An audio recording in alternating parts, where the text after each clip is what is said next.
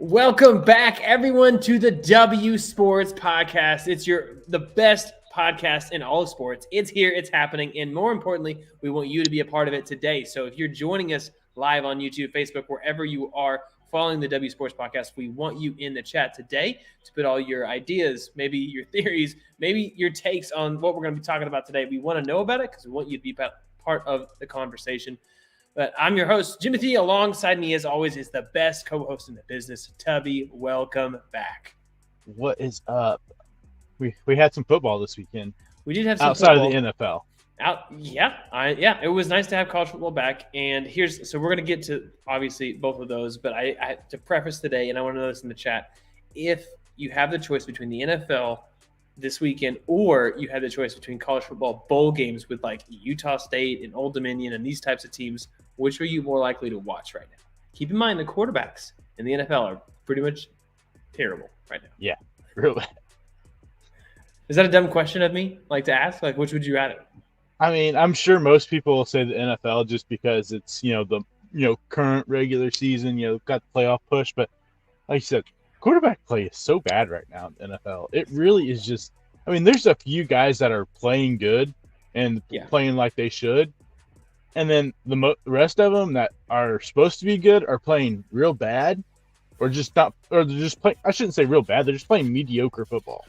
Yeah, that's and mediocre football. And we'll get into more of this. Let's bury that part of the lead here for a minute. But I'm glad we're on the same page because I was way more excited to watch.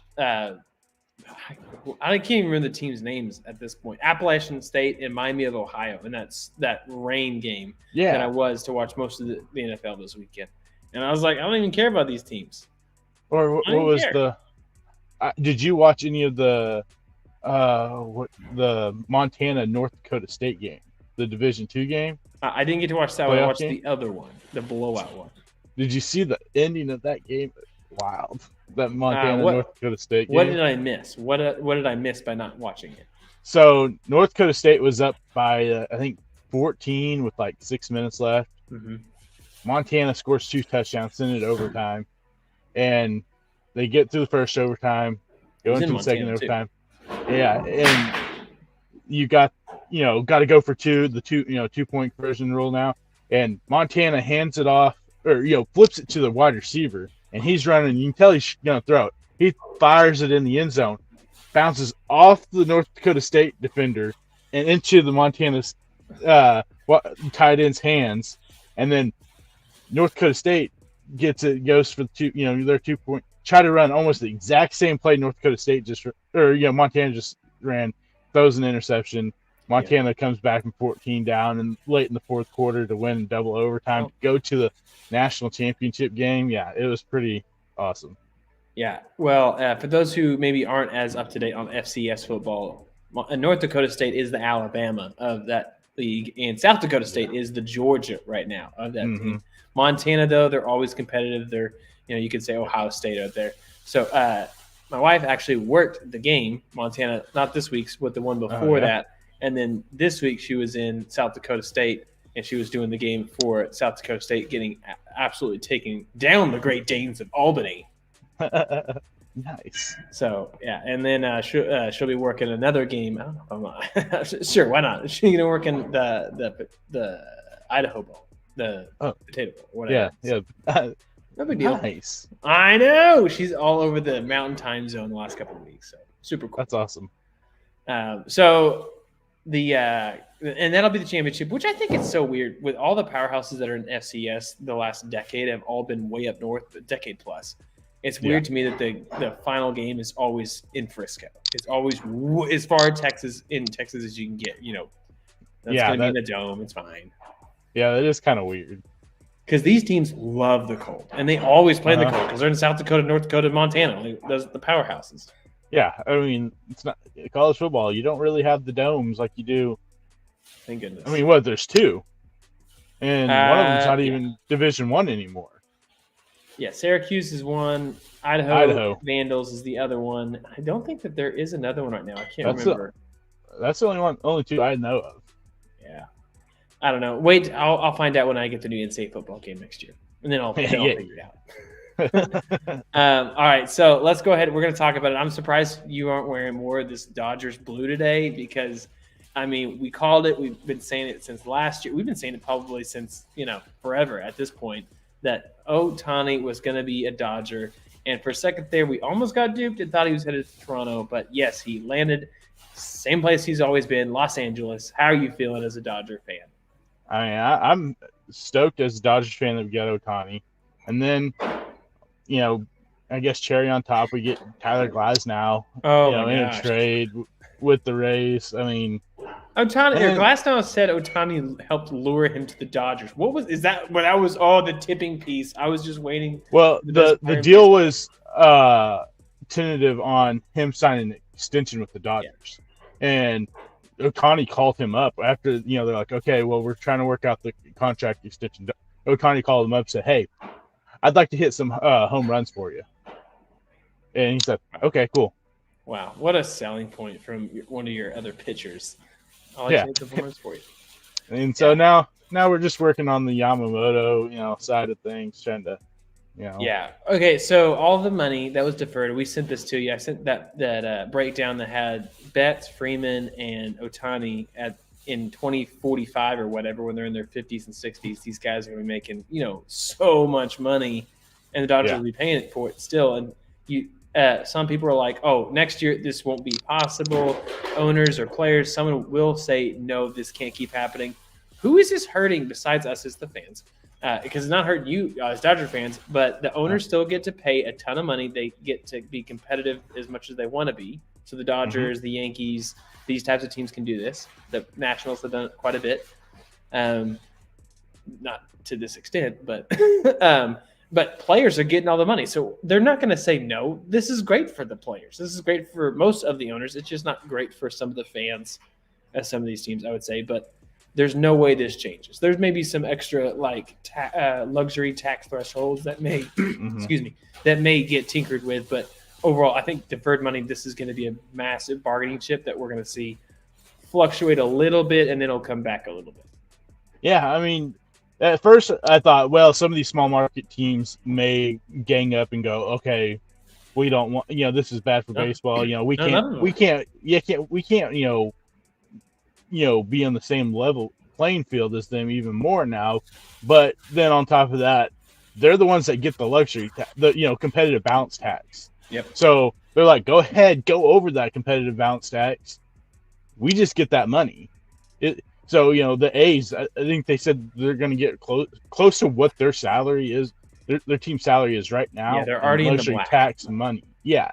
So it's for them, they're like, yeah, we don't have to spend the money, and we're going to make money off you guys spending money. So why not just allow you guys to keep doing it? So, yeah, honestly, they've tried to mess with the competitive balance thing with the draft pick. If you're over a certain amount of years, you lose 10 spots on your draft pick. Well, you got teams like the Dodgers who they draft so well each year that 10 spots doesn't really affect them a whole lot.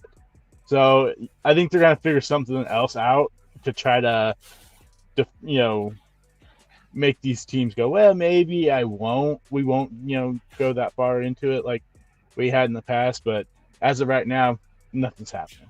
Yeah, well, yeah, definitely not. And here's my solution. One, we've talked about this in the past. Have a salary cap floor, like a minimum. You got to be spending this much money, which I don't think owners are all going to agree to that because they're going to say you can't spend money. We don't have that kind of money, blah, blah, blah, blah. Here's the other thing that won't happen, but here's my idea. Players Union has to agree. We will not play for the A's. And then they have to say, we're going to stop playing for the Rays. We're going to stop playing for these teams that aren't going to pay us enough or put a talented product in the field until you do. And then obviously they're not going to do that because of job security and they want to play anyway and they love baseball, all that stuff. But hey, maybe that would work. I mean, what would happen? What would it look like if all of a sudden we had 29 teams with rosters and one without? I don't know. Wouldn't that be wild? That would be. I'm all for it. I think that's how you get some sweeping changes. Now, probably when the A's go to Las Vegas, they'll start spending some money. But the Rays are never going to spend money. No. I mean, even once they build the new, stadium or renovate the stadium, it ain't going to it's not going to be any different than what it is now. We saw the playoff game. We saw early on in the season when they were on this huge winning streak to begin the season, and it's absolutely empty. It was the worst attendance ever for a playoff series. Yeah, this year. It was so bad. What's going to change you renovating, your arena? Nothing. Yeah, I don't think much will happen. What's up, Greg? Thanks, man, for joining the chat with us today. So the Dodgers, they've developed the pitching back, and they're still going to get Buehler back at some point, and maybe Kershaw, and that's its own thing. Right now, they're their own category. While the Yankees are developing a really, really great, outfield now, and so we're seeing some of the transitions here. While at the same time, how do you got to feel as a Diamondback fan? You made it to the World Series. We finally beat the Dodgers. Let's go. And then here we are, and they're up looking at the Dodgers again. We're already looking past. I'll say, at least for them, out of all the teams in the West, they probably have improved their roster compared to what the Giants and what the Rockies and the Padres have done so far. I mean, you go out and get Eduardo Rodriguez, you get Eugenio Suarez, they re-signed Lourdes Gurriel. So you've gotten better still, and so you're keeping yourself in that race, at least for going, okay, at least we can try to make ourselves a perennial wild card team as of right now with the way the Dodgers are going. So at least for them, they were able to do that. Yeah, the Giants, they did go out and get, what is his name, Jung-Ho Lee.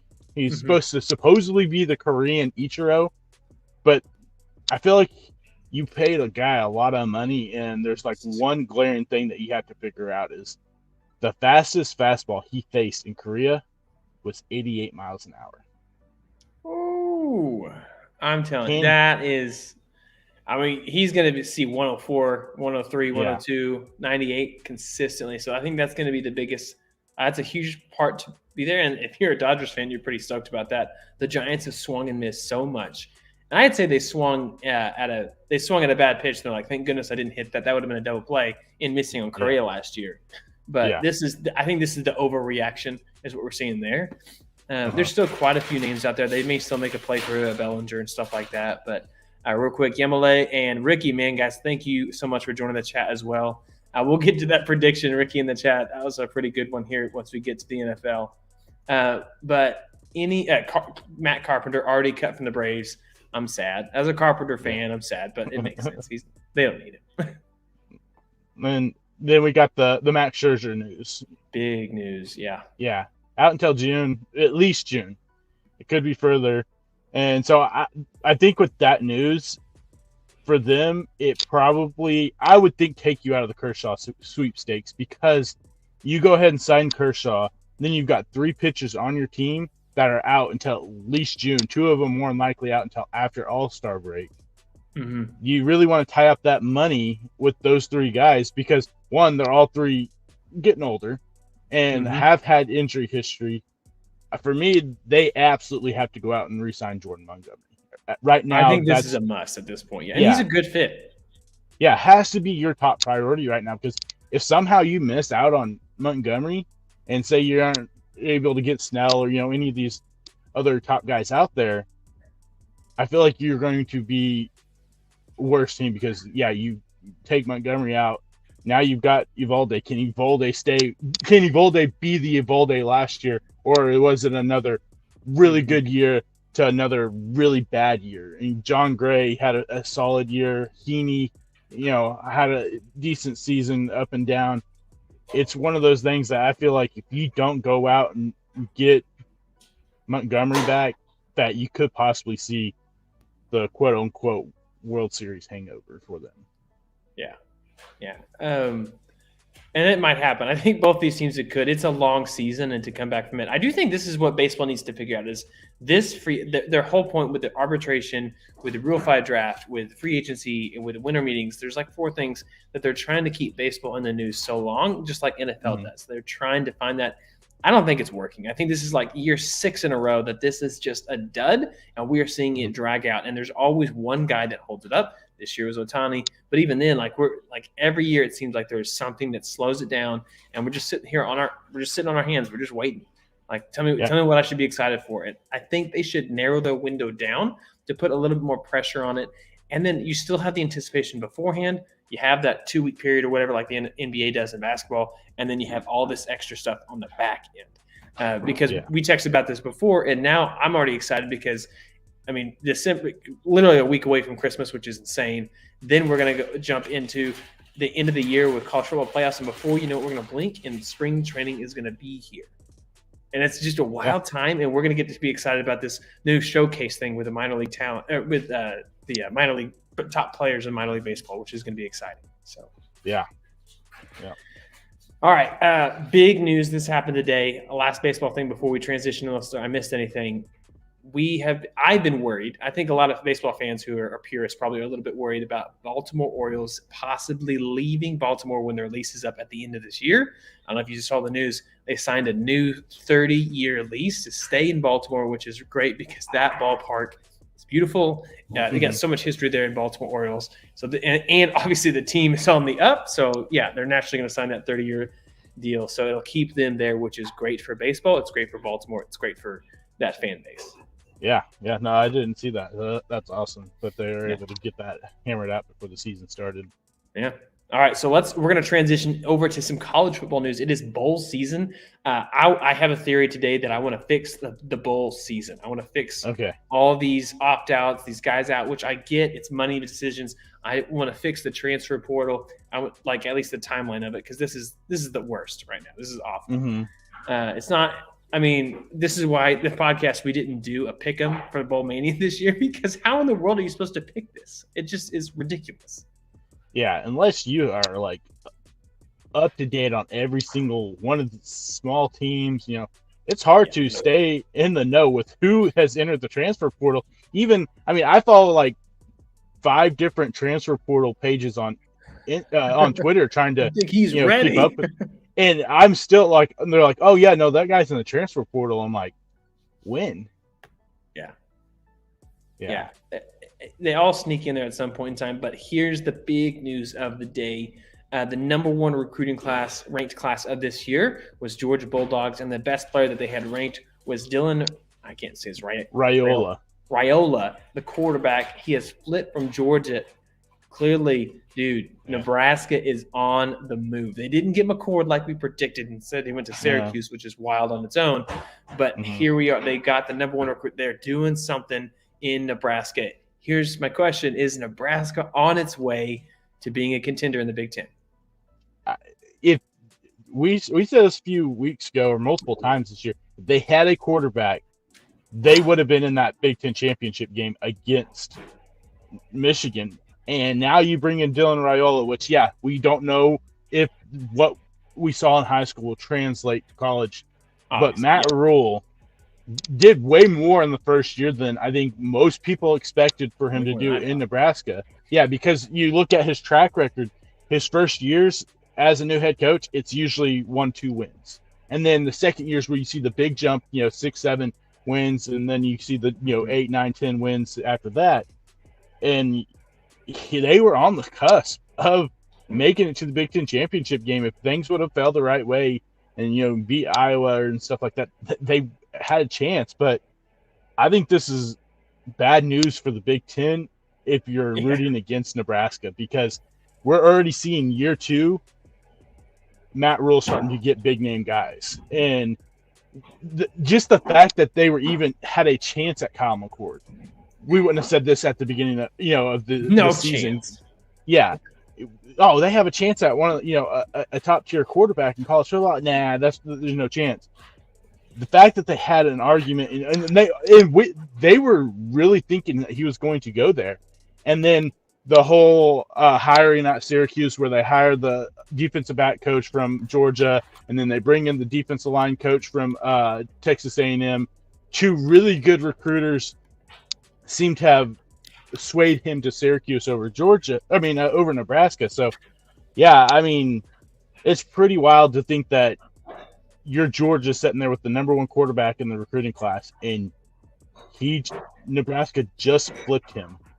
You've won 2 national championships in the last 3 years. Not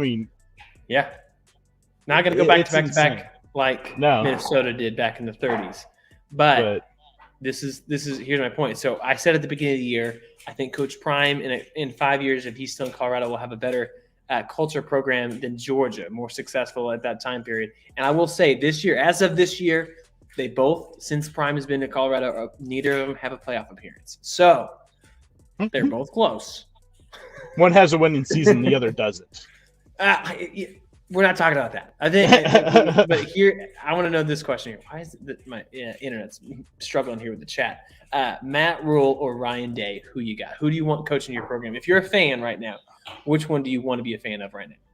I'm a Matt Rule guy. I've been a Matt Rule guy. That was one of the guys that I was hoping for. You know, when it came down to the Oklahoma search, when they were talking about head coaches Venables and him, they were the two of the main guys I wanted, because I think Matt Rule is able to build that type of team, and he gets the best out of his players anywhere he goes, except for the NFL, obviously, which that's a whole totally different. Very different, yeah, than the NFL.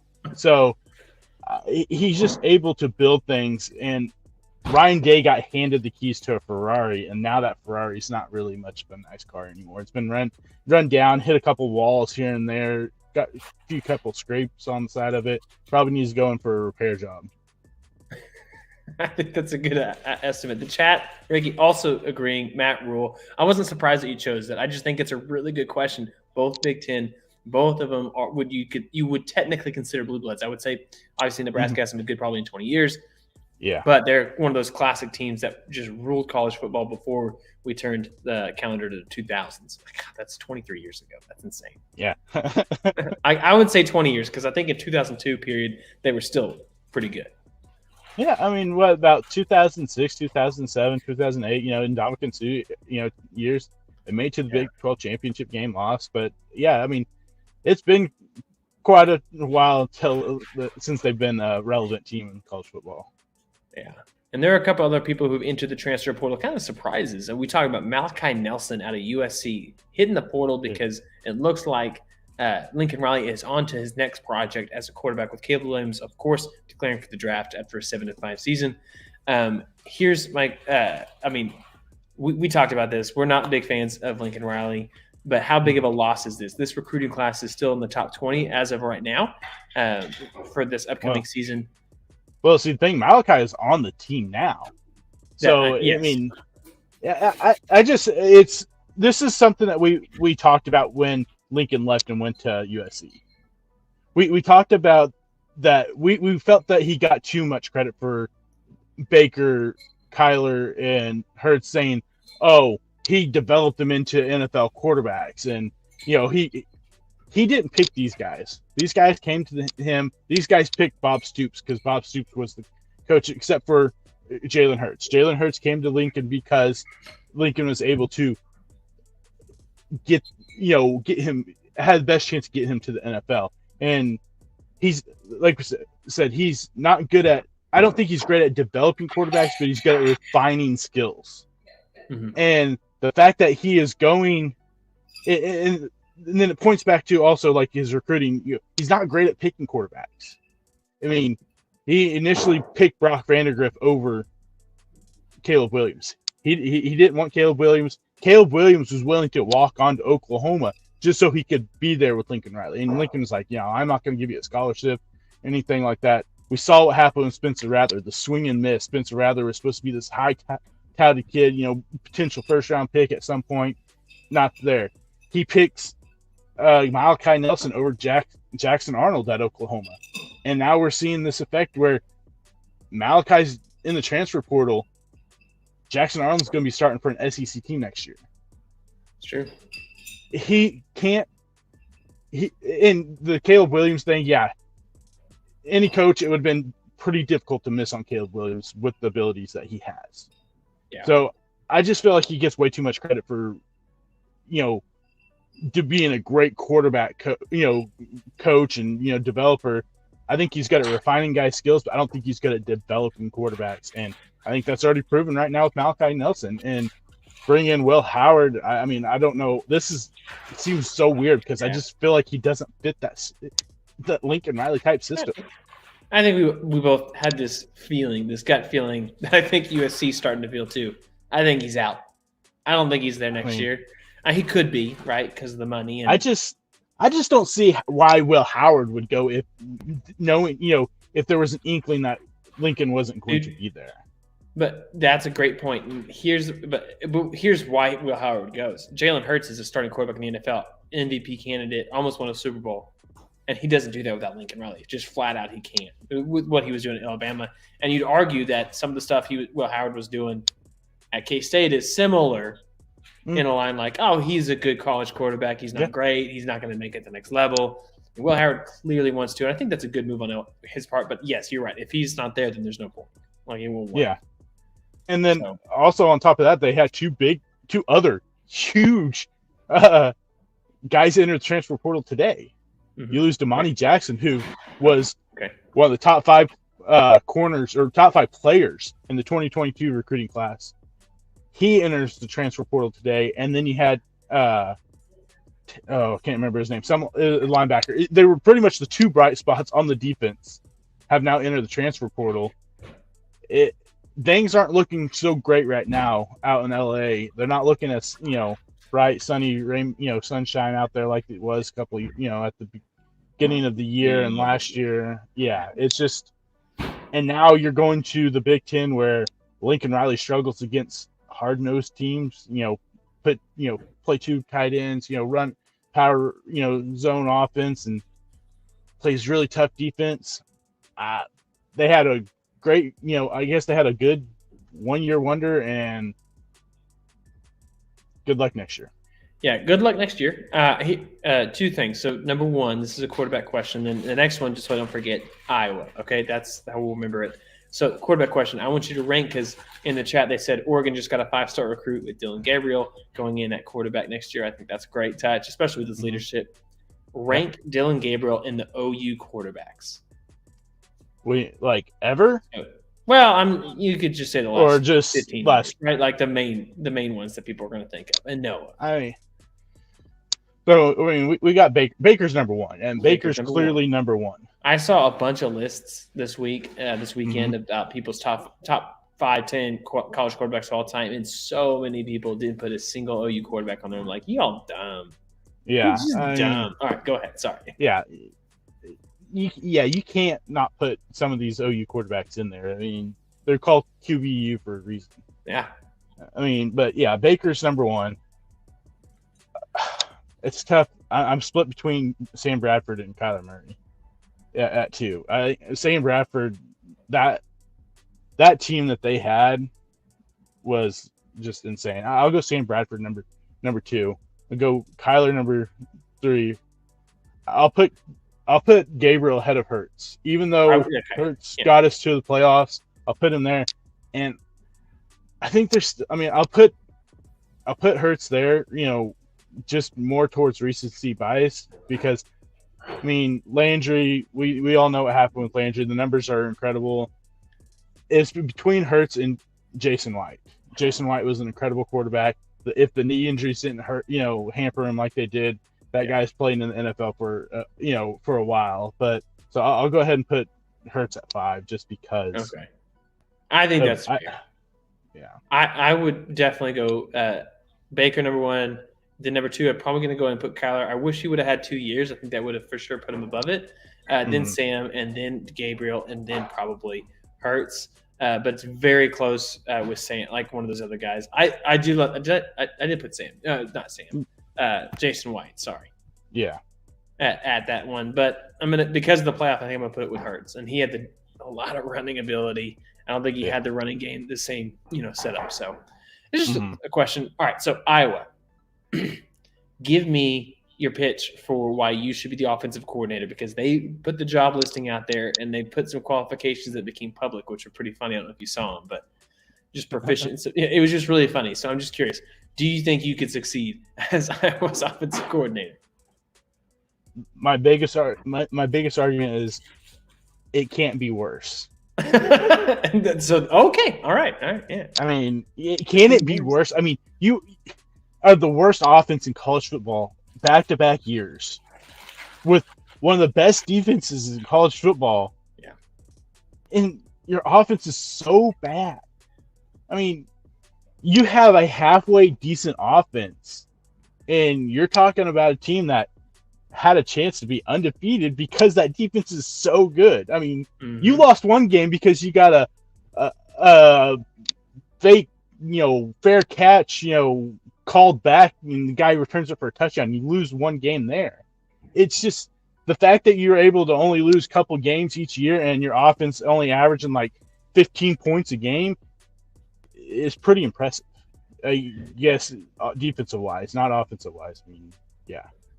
Yeah, I'm right there with you. I don't understand. I've never seen a coordinator position be job listing posted. I think that is hilarious to me. This is college football. This is Power 5 team. You don't do that. You call people, right? Like, I'm not putting it on LinkedIn and seeing what happens. That's what it felt like. I thought that was the weirdest thing, and very Iowa.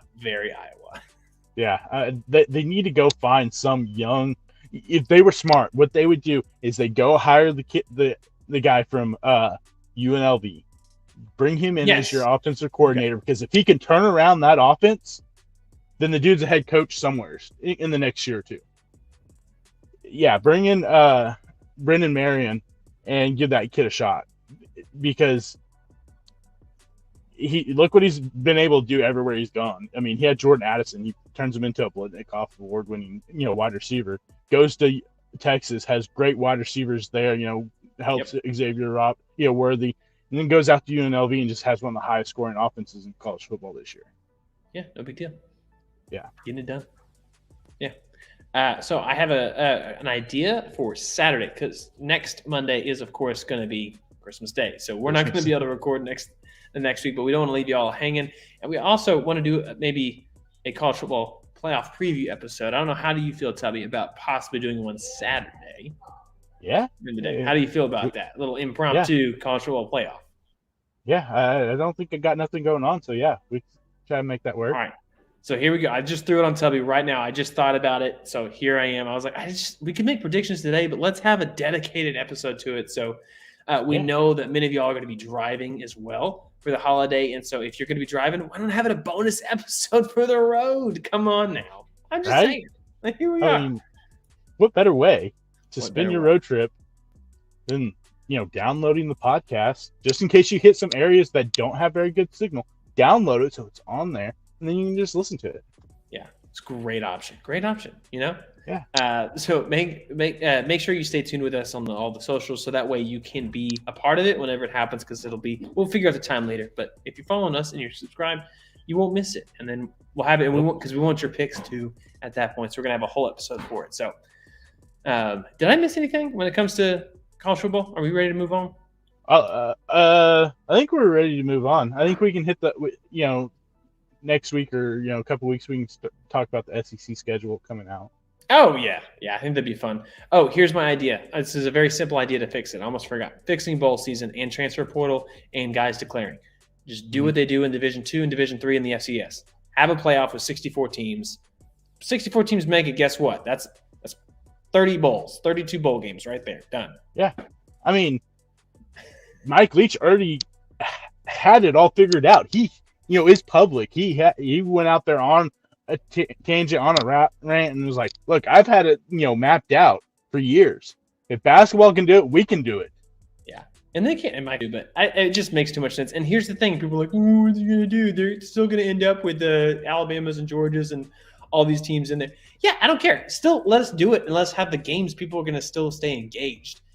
And I don't know what they'll do for, scheduling games, but these FCS teams do it. So and these Division 2 teams, Division 3 teams do it. So I don't see why they can't. Yeah, and then you have the possibility that one of the, some of these big teams get knocked off. It would solve a lot of problems. At FSU, they wouldn't be crying right now because they didn't get in. Yeah, I mean, why not? Yeah, I'm all for it. I know a lot of people are gonna be like, "Oh no, that's stupid." Why? It's more football. Why? There's more money for the NCAA. To me, it's a no-brainer. You can't tell me that you do like a March Madness version of college football, people aren't going to go nuts for it. Yeah, I'm right there with you. the SEC only does 8 conference games anyways. You don't need that 4 non-conference. Just take that away. Well, we solved it. You're welcome, world. Us and Mike Leach. Well, we're going to say Mike Leach. We're going to give him credit, but we're championing it now in his honor. Yeah. I mean, come on. All right. We're going to jump into what was one of the weirder weekends. Last week, we talked in the NFL about a 3-0 final score with the Raiders. And was it Vikings? Am I right on that? Yeah. I can't remember now. All right. And then they explode for 63 points on Thursday Night Football. I don't know what happened, what changed, but 60. So they're averaging 33 points a game right now, the last 2 games. I mean, how? How are you as the Chargers allow a team to score 63 on you when they scored exactly 0 points the week before? Yep. How do you allow that to happen?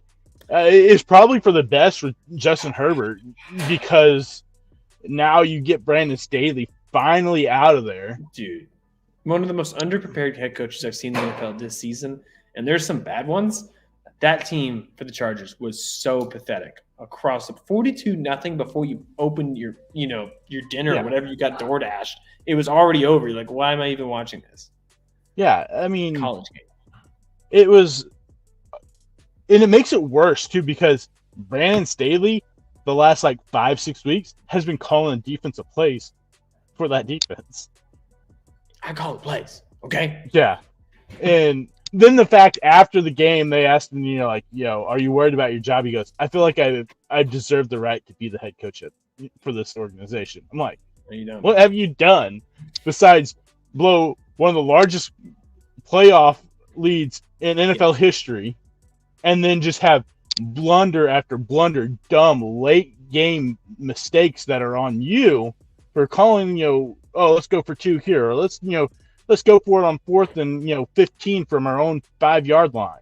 That didn't really happen, but something stupid like that. It's just the fact that you feel like you deserve that job after what you have done, where you've just wasted the first 3 or 4 years of a great young quarterback.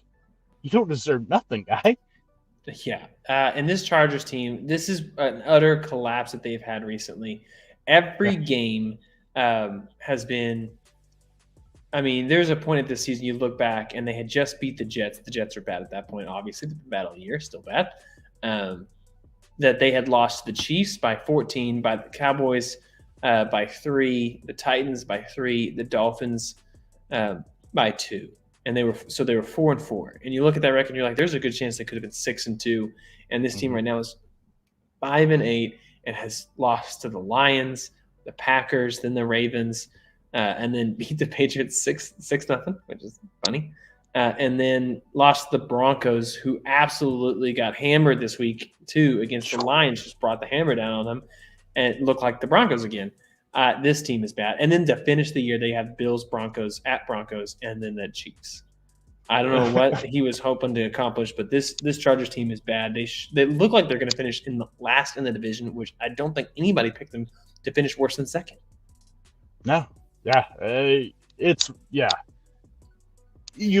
just because you look at the team, they do have a lot of injuries right now. Yes. It seems like they do every year. These guys are always injured. But you look at the roster and you're like, man, that's a roster that should compete and be in playoffs every single year. And when they're not, you have to take a step back and go, okay, what's the problem? Well, problem's been there. He should have been fired last year after that playoff performance. Yeah. The fact that you allowed him back in the stadium afterwards was insane. And now you just wasted another year. And you wasted Austin Eckler, and now more than likely Eckler won't be on that team. And you got Keenan Allen another year older, and you've got Mike Williams who's dealing with a major injury on the offensive side, and then you got a wide receiver who's just been an absolute bust so far this season and drafted in the first round. Yeah, and then your defense. You got Khalil Mack, who's been one of the best defensive players this year, and then the rest of the defense decided it wanted to take the whole season off. Pack things in, Some people might think so. Stick. We don't got to talk about too much. Easton Stick went out 8 yards in attempt, one interception, but 250 yards passing. I mean, hey, that's not bad. Yeah, no, he didn't look awful at all. Yeah. But wow. Yeah. Hey, look what the Vikings weren't even able to do that last week. They won, the Vikings did, but they only put up 3 points. I mean, Easton Stick looks solid. You can't blame anything really on him. He did fumble also. Okay, one of them. Yeah, he did. Yeah. But I mean, really, at that point, did it matter?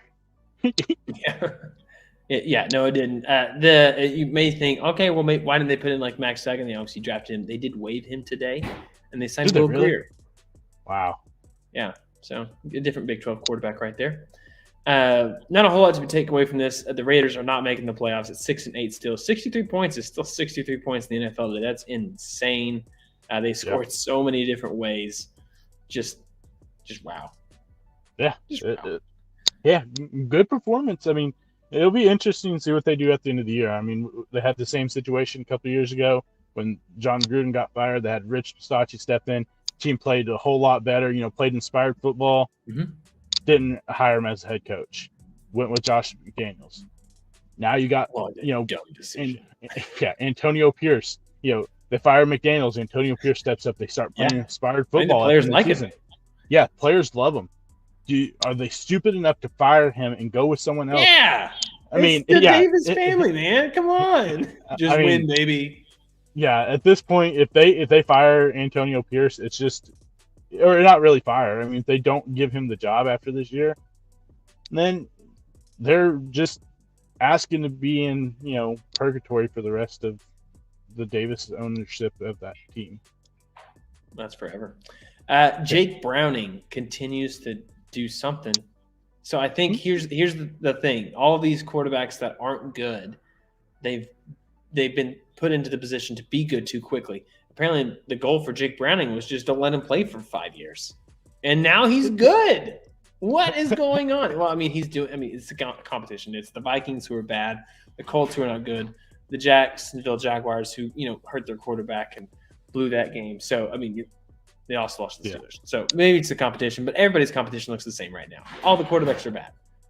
How much are you really buying into Jake Browning? Oh, not a whole lot.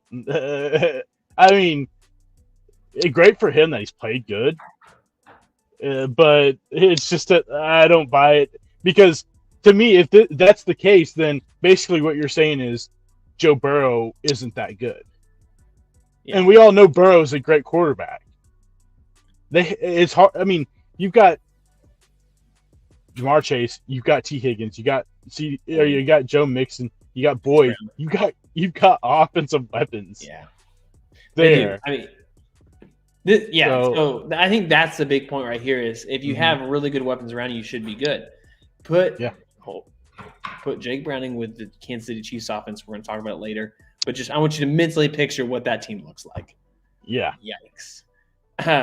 Nick Mullins came in. He played well enough, I guess. I don't know. This team, I feel like an idiot because I thought that the Vikings had the best quarterback and then obviously lost him for a season and had a chance to win this division, make a deep run because of the quarterback itself. And the Vikings, I don't think they're in the playoff picture. I mean, I think they're in the hunt. They are. They're in it right now? Okay, it's 7-7. Yeah. Mm-hmm. The end of the year is 2 games against the Lions, which we talked about last week, 1 home, 1 away, and then, of course, the Packers. They had to fight their way to get into it, and I don't know that it's going to happen. Yeah. But the Packers, let's go and talk about the Packers, man. We have to? way too early on this, man. Since we said the Packers were on the table 0-2. So what is wrong with your Packers? Well, so Giants, Jordan Love didn't have his best game. That part of that is on him. But the fact is that at the end of the day, they had a chance to win that game, and Joe Barry, for some outrageous reason, when they're only up by 1, decides to run prevent defense and allow them just to march down the field and get in field goal range. They win the game on a field goal. And then fast forward to yesterday, Baker Mayfield. If they're going to lose to one quarterback in the NFL, I'm okay with it being Baker Mayfield, but I want to win. And the fact is that defense went out there and it was just absolute garbage again. And the fact that they asked Matt LaFleur today, they're like, so are you making, a change of defense coordinator? Oh, I just feel like it'd be pointless at this point. It wouldn't fix anything. Okay. But this is the same guy earlier in the year when the defense was abysmal at the beginning of the season, saying, well, he just keeps running the same things and getting the same outcomes. If you don't change things up, it's going to keep doing the same things. He's got to change things up. Well, we've been doing this all season. Mm-hmm. We have the second worst run defense in the NFL. But Baker Mayfield just had absolute field day. He made no adjustments in that game to what the Buccaneers were doing, and somehow keeps his job. And now I'm at the point where if they lose two of these or just say they lose out, which I don't know if they will because they're playing the Panthers this week, but just say they do.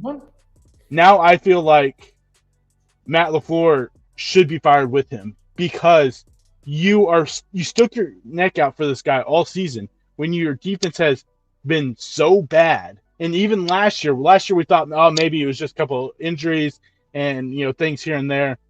No, it's the same exact defense from last year, and you do nothing to change anything, and it just gets worse and worse. Matt LaFleur is the one that's the thing. The front office with the Packers, the coaches control who's on the team. They don't step in and go, okay, well, we're firing this guy.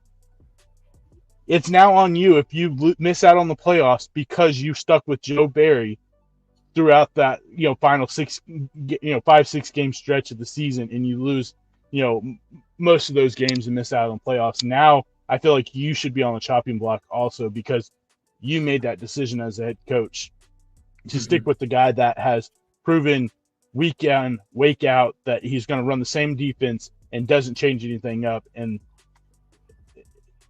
you allowed yourself to get knocked out of the playoffs because you weren't willing to make a change. Yeah, and their offense has been productive enough. I know, like you said, Jordan Love had a bad game, but let's remember this is his first year as a starter, and he's put them in a position overall to have a chance to win. Obviously, 20-34 he didn't put up enough in that game, but you're 100% right. Like the defensive scheme, Baker Mayfield has put them on top in the division, and the Saints. I don't know if you saw the post-game locker speech. They feel like that is their division to win, and people are just going to find out. So they have the better defense and about the same offense overall at point spread. But the Buccaneers winners of 3 in a row. There's 3 games left. Who do you believe in more, Tampa Bay or New Orleans? I believe in Baker. Mayfield. Let's go. Baker's they're saying Baker Mayfield. Baker's the first quarterback ever to go to Lambeau and have a perfect passer rating. That's pretty stinking good. Yeah. They do play each other on New Year's Eve. I hope they just absolutely dog walk him. Baker get in the playoffs. But yeah, no, I mean, the thing is, people are still trying to blame Jordan Love for the losses, which is insane. If that's what you want to go to, I'm just going to tell you, go out there and compare his stats with Tua's stats and then come back to me because you're going to look at two guys leading teams. One has Tyreek Hill, Jalen Waddle, and a bevy of running backs, and you've got Dontavian Wicks, who was a 5th-round pick. Romeo Doubs, Christian Watson hasn't been healthy. Aaron Jones hasn't been healthy all season. You got Musgrave out. You got a guy with the youngest wide receiver crew in the NFL and has almost the exact same numbers as Tua does right now. That's true. All right, well, let's look at the game that was last night. Baltimore Ravens 11-3. That's a 2-game lead over the Cleveland Browns. We'll get to that in a second. What a weird year it is. They beat the Jacksonville Jaguars, another division leader right now, tied with, you guessed it, the Indianapolis Colts and the Houston Texans in that division. I don't think anyone had a 3-way tie with 8-6 records going into the year. But looking at this, is Baltimore – I mean, are you seeing enough? Even in this game, it was mostly the running game that won it for the Ravens. Is this more of the same, and we're not seeing that X factor difference? I think it is, but the problem or the great thing for them this year is, will they find a team in the playoffs that's going to be able to slow them down with the way that it looks like the AFC is looking right now? I mean, you've got teams in there that the Chiefs, they're not the same. Chiefs. Can the Dolphins the Dolphins don't really have a great defense. Can they, slow them down? Can Miami go to Baltimore in January? Yeah, and I don't know. I think right now the only team that you can look at and go, possibly the way they've played the last few weeks is maybe Buffalo, but do we trust Josh Allen in the playoffs? And they don't run the ball well. I mean, they did this game, but let's be honest, the weather really played a factor in why they ran the ball so much. Yeah, I mean, I think right now it's, and they're not even in the playoffs right now. They're not. Yeah, they still have to fight their way to the playoffs. And so I don't know. I don't know if there's a team right now that I would feel comfortable with thinking that they have a chance to beat the Ravens. But again, teams scheme different in the playoffs when it comes defensive wise, and teams know he's not as good of a passer as he looks throughout the regular season. And then on top of that, you do lose your top running back. Keaton Mitchell has been their best running back the last 3 or 4 weeks. He goes down with the ACL tear. That's one position you don't want to play for. Play when you're in Baltimore is you don't want to be the running back because they have guys go down every single year. Yeah, I did it as just a funny side note. I heard someone say, "What's his name? What's the running back for them?" I almost said Rashad Bateman, but J.K. Dobbins. Yeah, I almost said Bateman, but that was receiver. So they said he'll be a free agent this next year, and so they're going to have to be. I was like, yeah, but dude hasn't done anything. You can't even how is he going to be a free agent if he's always been hurt? So sad. Yeah. Let's stick with the AFC North because we got to look at the Steelers. They jumped out to a 13-0 lead, and it looks like we're on the verge of seeing Mike Tomlin's first ever sub-500 season this year. It looks like it's bound to happen. And you could argue that, hey, they don't have their starting quarterback with Kenny Pickett. They finally fired Matt Canada, who didn't know how to play offense in the NFL. I don't know. Here we are, same story right now, 7-7. They are on the outside looking in, obviously, in the playoffs. I think at this point they just have to try and win 2 out of 3. Bigger deal for the Colts to get this win and come back, or for the Steelers to continue doing more of the inconsistent play that they've had and losing 3 in a row and 4 of 5. Oh, I think it's much bigger for the Colts just because I feel like they have better playoff hopes than what's going on in Pittsburgh. I mean, now you're starting Mason Rudolph this week. What does that tell you? I mean, the odds of you making it to the playoffs and having a winning record this year are very, very, very slim to none. Did you see the hit? Yeah. In that game? Did you see how long he's suspended for? Yeah. Rest of season. I don't think I've ever seen that tied to a hit. I don't even think Vontaze Burfict ever got a rest of season suspension. No, I think it's a bit of an overreach there. I mean, it was an ugly hit, and you could tell he didn't really play the football. Yeah. He was going for Pittman's head, and I get you're trying player safety and stuff like that, but it's not like it's not a hit we don't see almost every single week. So the fact that this is his first offense this year, and you suspend him for the rest of the year without pay is kind of wild. Yeah, I imagine they're going to have to appeal that somehow. The players' union will, and they're going to figure out a way to figure that part out. But pay a fine instead. So hey, you'll pay a fine. Or a game. A game makes sense. I mean, look at what's gone on with Kareem Jackson. Kareem Jackson, it took him 4 games where he hit guys in the head consistently like that. 4 games in a row before they find him, or not find him, but before they suspended him for a game. And he does it once, and yeah, like I said, it was an ugly hit. Luckily, Michael Pittman was able to get up and walk off the field because when it happened, I was sitting there and go, "Oh man, he died." I mean, oh my gosh! I mean, he got bent back. I was like, "Whoa, he ain't getting up." And he just kind of a little dazed, popped up and walked off the field. I was like, "Okay."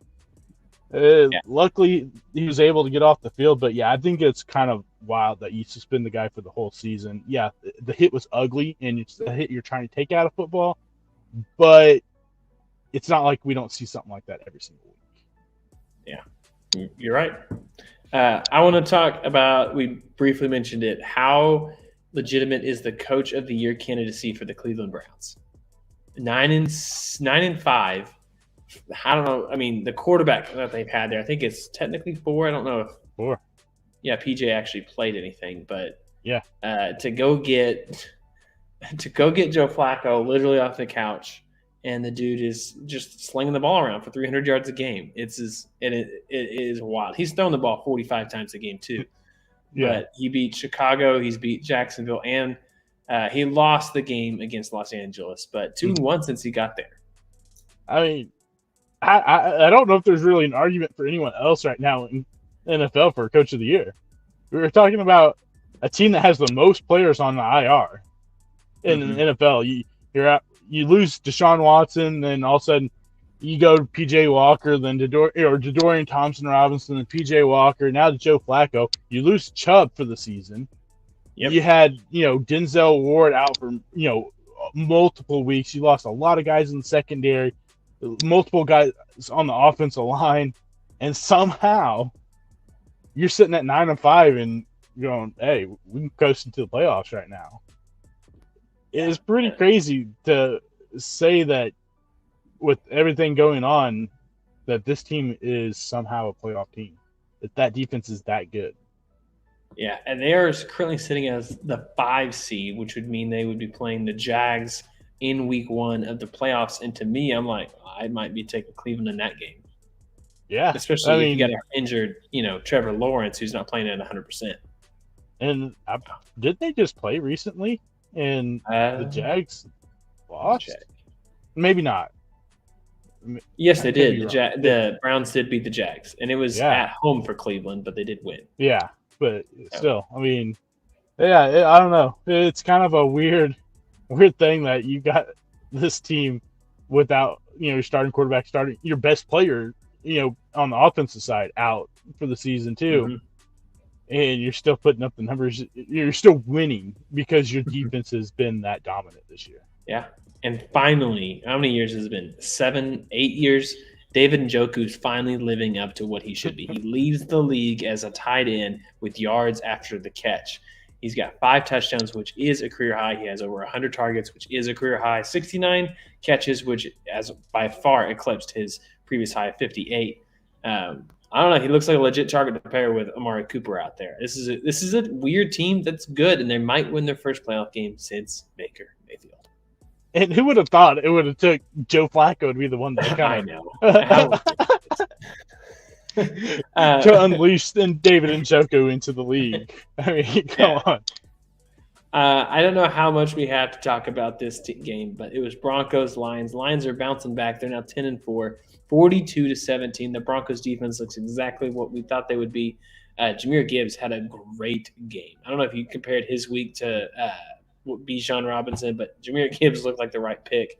11 touches at running the ball for 100 yards, and it wasn't like he broke a 70-yard score. The longest he had was 34, which is still good, but he also had a touchdown.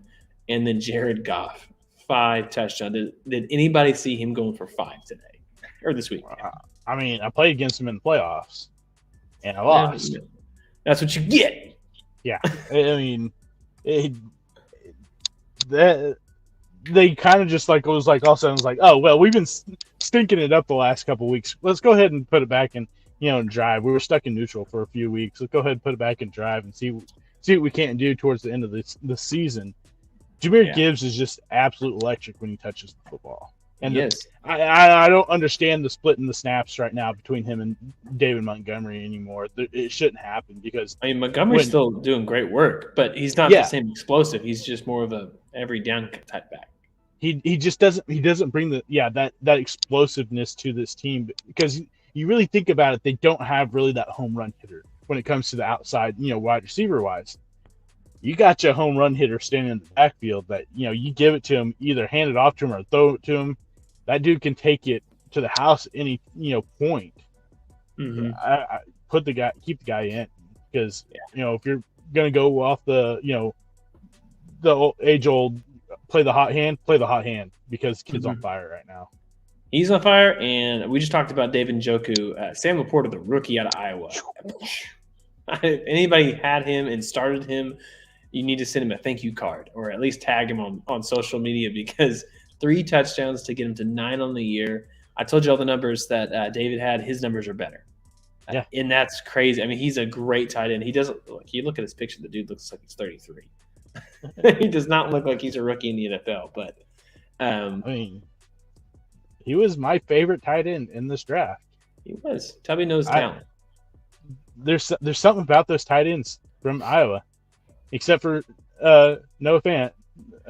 There's something about those tight ends from Iowa. Tight end you. Yeah, that they find a way to produce those tight ends, and the kid is everything I expected and probably more. I didn't expect. I thought they were getting a young version of T.J. Hawkinson, and it seems exactly like what he is, a young version of T.J. Hawkinson.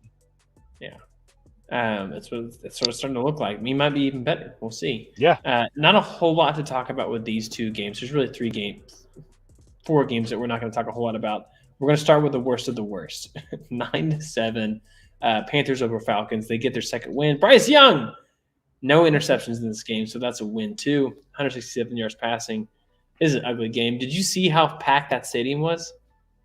Did you see how cheap the tickets were? I've never seen an NFL game that cheap. That I paid attention to. $8 is what I saw. That was with the fees. It was 45 cents for the ticket. That's ridiculously terrible. I don't blame them. The Falcons had 6 wins coming to the game. You can't get 45 cents for the ticket. And also, ticket stub, master, any of those. Get your fees down. Are you kidding me? I thought I was going to pay 50 cents for this game, and you're making me $8. That's like 1,600% upcharge with fees. Stop it. Yeah, taxes and fees got you there. Yeah, not a whole lot to talk about. Bijan was absolutely terrible in this game, and I don't know why. I still think it's the Falcons head coaching. Doesn't know what he's doing. Saints, Giants, DeVito. Wasn't very good. 24-6 beat the. This is why I don't understand the Saints being so happy. Like, you beat the Giants. This is a terrible team. This is a terrible team. Yeah, I mean, I guess for them, the only reason why they're happy is that it kept playoff hopes alive. I guess. Exactly. Yeah, that has to be it. Yeah. Any takeaway from either of those 2 games? Are you ready to go to the next? No, we're good. We can go on past those. Dolphins, Jets, 30-0. This game was over pretty quick in the second quarter. No Tyreek Hill. They still put up 30 on the Jets. That Zach Wilson got hurt again. He looked like he was going to be a gunslinger coming into it. Just same old. Jalen Wall had a really, really massive game, showing that he can take they're not going to lose all their explosiveness without Tyreek Hill, although he is a game changer. 30-0 though. Yeah, I mean. It seems about right.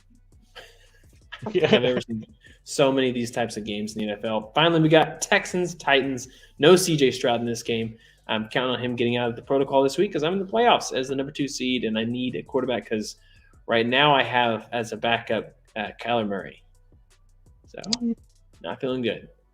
Glad I had the bye because my team put up like 40 points this week. Derrick Henry was one of them who was in this game. Who had his career worst game, who needs to get out of this. But honestly, I'm worried if Derrick Henry leaves the Titans and he goes to, let's say, the Jets, he's not going to get anything. No, I mean, because one thing, backtrack a little bit. The Jets, hand the ball to Breece Hall. Just hand the ball to the dude. You gave it to him 6 times. Mm-hmm. And in the games that they lost, I think he's only had 1 game where they lost the game and he had over 15 carries. The rest of them were below 15 carries, and I think the next highest was 13, and everything after that was 10 or lower. Yeah. Saquon, same thing. Give him the ball more. I gave him the ball 9 times on the ground. Yeah. I don't understand. I know coaching in the NFL is hard, and I'm not going to say that it's not, but it's not that hard. But by that hard, I mean it's not that hard to know who to get the ball to. Yeah, I've got an incredible running back. Because even if they stop the running game, at least they know, okay, well, they're willing to run it. So I have to, play off a little bit, just in case they decide to throw it down the field. They have to have that in their mindset that there's a a chance that they're going to throw the football. Or they're going to run the football every time. Okay, well, I can't just crowd the box because that one time I don't guard the pass, they're going to throw it down the field and score on us or something. It's just crazy that they just go, well, let's not go ahead and run the football. Okay. The Bills whooped up on the Cowboys this week, and here's my reaction to it was, that Leonardo DiCaprio meme where he's like smoking the cigar and he's just kind of laughing a little bit. That's what it was. Like, Cowboys, they did exactly what they do every time. They get the whole world thinking they're incredible. Now the world's going to turn on them, except for Cowboy fans, and they're going to say, look at this. Dak Prescott, $134 and a pick. I mean, Dak did what he does in big games. Because you controlled it. You controlled the NFC East. You had it right there in your hands, and you fumbled it. Oh yeah. I mean, I get it. It's a tough place to go. Play in the weather up in Buffalo, but man, you guys were looking legit, and I was giving you credit. I was like, maybe I was wrong. Yeah. Well, now I'm like, maybe I wasn't. Maybe it was just a fluke. That the Eagles are a little banged up, and that's the only reason why you dominated them last week. Yeah, their longest play was 16 yards as a pass completed to CeeDee Lamb. They averaged less than 4 yards per pass attempt. Absolutely terrible. Why don't you run the ball more? I get it. Tony Pollard has been an absolute bust this year as a lead running back. He's not a lead running back in the NFL. That's fine. You can't go get someone else. You couldn't have signed someone else. Couldn't have kept Zeke, I guess. I mean, this is terrible right now. Yeah. Because James Cook went off. Like you mentioned before, James Cook, 25 carries, 179 in the score, which is the kryptonite to this Cowboys defense. We've said it before. Yep. Run the football. Run it at Micah Parsons. Make him beat you, tackling you, instead of hitting your quarterback in the backfield. Mm-hmm. And it worked. They, ran for 266 yards? They just absolutely gashed him. And the crazy thing is that's the most yards that the Bills have had rushing since Sean McDermott's been there. Yeah. Well, you tell me Cowboys record at the end of the season, 3 games left at Dolphins versus Lions. And I think that's a Saturday night. And then the Commanders. So for sure they'll beat the Commanders. Or I shouldn't say for sure. They fumbled it last year too at the end of the season against the Commanders. They already beat the Commanders 45-10. This will be on the road though at the end of the year. Yeah. And same exact thing happened last year. I'll say they looked. I don't know, man. That's tough because is the Dolphins at home or is it away? It's in Miami on Christmas Eve. But they're terrible on the road too. I'm gonna say they're gonna go 1-2. I think they beat the Commanders. They lose to both the Lions and the Dolphins. They beat the Lions, Dolphins. Well, so far this year, they are how many is that? They have won 2 games on the road. 3 games if you include the Giants. I forgot about that. They're 3-4 on the road. They beat the Giants, who were absolutely terrible. We all remember that game. They beat the Chargers. We've already talked about that. And they beat the Panthers. The teams they've lost to on the road are the good ones. So the Bills, except for the Cardinals, the Eagles. That's true. Hey, wait, that was with Dobbs. Okay, that was a good Cardinals. It's just crazy. It's wild looking at this. So I think they do win 2 of those games. They're going to get one. They'll sneak either the Lions or the Dolphins, but it just shows you they don't control their own destiny, and it's their own fault. Yep. The Rams, are they a legitimate threat in the NFC? With Stafford healthy? I mean, Stafford's healthy. Kyron Williams is healthy. Cooper Kupp's healthy. Luka's a lot healthy. Of question marks we just said. Yeah, I mean they're all healthy right now. If they're all healthy right now, I think they have a legit chance of pushing for the play. One of those final 2 spots that are kind of up in the air with the Vikings, the Saints, the Falcons. All these teams that are like 6-win teams and 7-win teams right now. That it's kind of a coin flip. Throw dart at the dartboard. Whoever it hits, probably going to be in the playoffs. Yeah. So that brings us to the last 2, and we'll talk about probably the best team last. So we're going to talk about the Chiefs now because they're not the best team, but they beat the Patriots. We're not even to talk about that. Bill Belichick, everyone is already saying he is gone. End of the era. They're going to mutually probably agree. Some people think he's going to get fired. You're not firing a guy like Bill Belichick. Sorry. But the Chiefs, I am all on board with the frustration that I saw from Patrick Mahomes on the sidelines. Both interceptions are so frustrating. There were multiple plays that weren't made, and he threw that one throw that didn't get caught by Kelsey, that he got hit, but the ball went through the end zone. Like, you know what? That was a tough play, probably a tough tight throw, but he's thrown to the only guy he honestly trusts outside of Pacheco running the ball, and apparently now CEH catching the ball. There's no receiver outside of Rashee Rice, and Rashee Rice's touchdown did not come from Patrick Mahomes. It came off a little shovel pass right on a trick play. So I think he trusts him a little, but Kadarius Toney should be off this team. That's all I'm going to say. Get rid of every single wide receiver. Yeah. And they suck. Catch the ball, dude! Like, God. I mean, I got no arguments for you. I mean, it's Kadarius Toney. Yeah, I mean, I just feel like the dude's trying way too hard. It you know, when you try so hard, you're like, oh, I'm gonna try extra hard, and then most of the time you play worse. I feel like that's what's happened this whole season. I'm gonna play extra hard because it's Patrick Mahomes, and I play way worse. He could have had a monster year had he just been smart. Yeah, it's like that first game. He lets the one go through his hands, and after that, Mahomes was like, I don't trust you now. And then, oh, here's another one. Oh, right through his hands. Yeah, I'm just not gonna throw it to you. I don't care if you're wide open. I can't throw it to you now. Why would you? I wouldn't throw it to MVS. I wouldn't throw it to him. I wouldn't throw it to Watson. I might throw it to the backup tight ends, but maybe. You know, it's just Kelsey, CH, Pacheco. That's it. That's all I'm doing. And Rashee Rice occasionally. Get Jarrett McKinnon out there, run a few little swing routes or whatever. Yeah. All right, so that brings us to the best team. Who is your MVP right now? That's my question. I mean, Brock Purdy. No, it's not Brock Purdy. No, it's not. It's Brock Purdy. It's Brock Purdy. I am moving on to someone else. It's Brock Purdy. Christian McCaffrey. That's your MVP. I mean, we're talking about how bad quarterbacks have been this year, and we're talking about the guy that's been the best quarterback in the NFL this year. I hear you. It's Christian McCaffrey. This dude has 20 touchdowns right now. 20 touchdowns. Brock Purdy, he's got 29, but he's throwing the ball. He has almost 3,800 yards. He's 5 short compared to almost 2. He's going to get 2,000 yards easy. Christian McCaffrey is the MVP. In a year where quarterback is so bad, please let it be a different position that wins MVP, and it should be Christian McCaffrey. You know it won't happen. You know it won't happen. It should be, man. Come on. It's got to be CMC. This is his best year since he had 1,000, and that year he only had 19 touchdowns. He already has more touchdowns.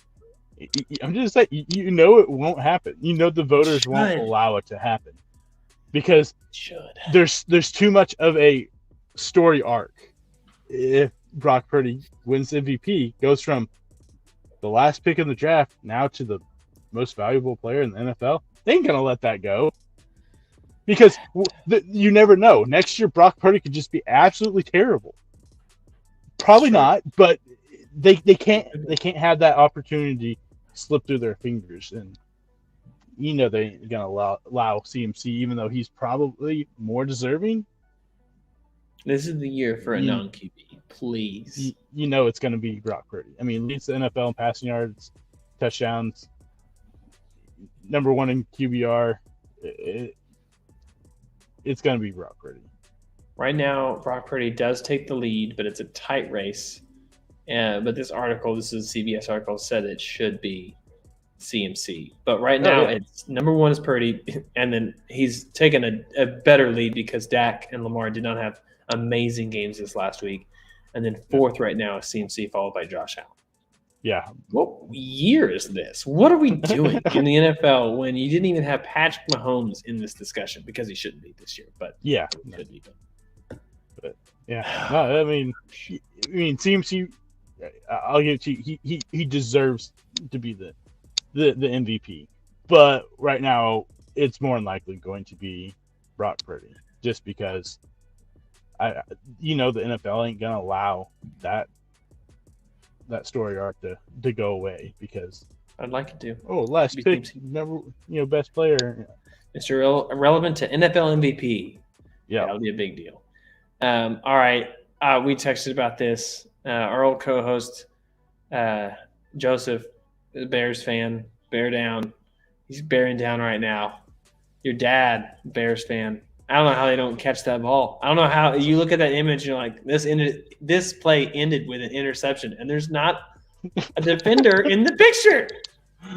Yeah. I got a touchdown, and then interception. It's right there, and then he falls back, and all of a sudden the ball comes out, and he tries to catch it again and kicks it right to the defender. So stupid. Oh yeah. So bad. They shouldn't have lost that game either. That game, watching it, like the highlights and just the replay and all that, I was like, how did they lose this game? The coaching. I mean, he had a chance to kick field goal. Not at the end of the game, like early in the game, that would have had the game tied at that point. With everything going on, and then I guess you can't argue that you should at least took a crack at a field goal, because the odds are probably better than catching the Hail Mary. Well, they had the ball fall right in his lap, so I guess can't really go there. But listen, this is the team that's hosted the double doink, and now they've had the touchdown reception for an interception. That's what they are. That's this team. So, yeah, weekend. Yeah, I think it sums up the NFL season in a whole on that one play. Just because, we've had it's crazy that every single team that you look at, even the 49ers, every team has kind of went through this up and down. No one's been just consistently good like there normally is every year, where there's this team there where they're just like, Chiefs, we know they're good, and they're the best team in the NFL. There's not really been that. We had the 49ers go through a three-game losing streak. We had early on the Ravens losing games to teams they shouldn't have lost to. And those are probably the two best teams right now. And then one of the teams is playing really good, the Buffalo Bills. They're not even in the playoffs right now. So it's kind of like just sums up the NFL season in a whole, where we're just like, this has been, in my memory of watching the NFL, has probably been the most boring season I've seen. I think that's the word. Not weirdest, craziest. No, very boring. Quarterback play has been bad. Running game has been terrible. People don't know how to run the ball anymore. That's the world we live in with sports right now. So hopefully they fix it, because we're going to still talk about it, at least for now. We don't talk about the NBA anymore, because that frustrates us enough. I've got two things shot out before we go. Yeah, go for it. One, OU basketball team, number 7 in the country right now. They're got winning. the biggest test Wednesday against North Carolina, a team that they have never beat in basketball. Got the chance, get that win, secure that top 10. And then a huge shout out to friend of the podcast, Casey Poe, signed with Alabama last week. Gets to live out a lifelong dream playing for Alabama. So shout out to him for, seeing that through. And I guess we can root for Alabama now, unless they're playing Oklahoma, I guess. Yeah, which they will. Yeah. Because I guess we want Casey to succeed. Or at least just say Casey can succeed and they can lose, maybe. Yeah, that's fine. I don't think he's going to be playing in this game this year. I loved what Nick Saban said. All these players in the transfer portal because they're upset they're not playing more as a freshman. He goes, I've never had an NFL scout say, how much did they play as a freshman?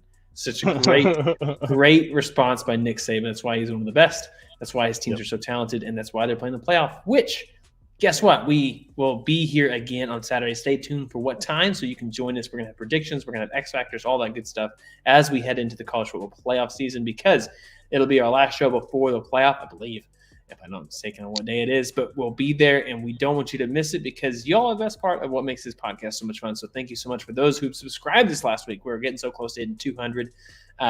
Continue joining the chat, following us on social media, and download the podcast. Share it with someone new. What a great gift at the holiday season, sharing a great new sports podcast. Till then, go ahead. I thought of it. It's the best sports podcast you haven't heard about. Oh, I like it. That could be a new one. That could be a good one. I like it. All right. Well, till then, we will see you all next time. See ya.